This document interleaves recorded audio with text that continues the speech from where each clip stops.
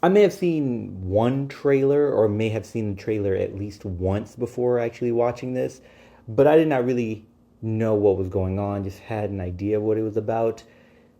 And I left thinking it's fine. Hello, everyone. My name is Erin James. This is a review of the movie Opus, written and directed by Mark Anthony Green. This movie is about a journalist invited to a listening party of a pop icon who, after a 30-year hiatus, decided to drop an album. There is some music in this movie that is supposed to be by the fictional icon or this fictional celebrity musician, and to be honest, I actually enjoyed the music. Anyway, strange things start happening. It starts to feel eerie, and our journalist, named Ariel,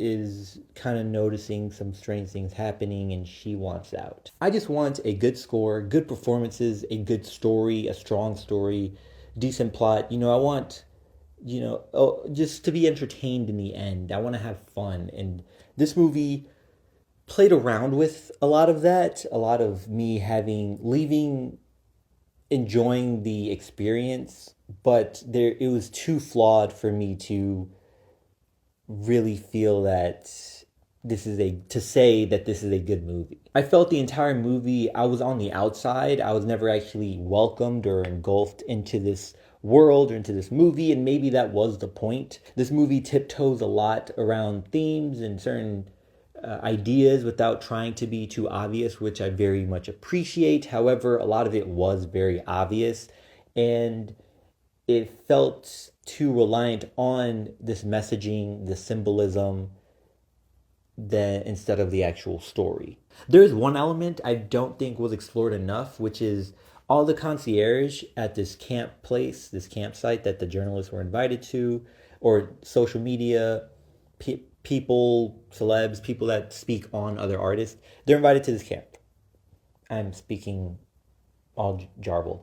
These people are invited to this camp, and there are concierge there, and all of them are Native American or Indigenous Americans, and I feel that there is probably something to be said there. I'm only assuming because then I would be curious. Otherwise, I would be curious, why are all the concierge the only Indigenous Americans I'm seeing in this film? It's too much of a coincidence, but I don't think there's much said beyond that. And maybe that's the point. Maybe it's just there, and and I'm overlooking it.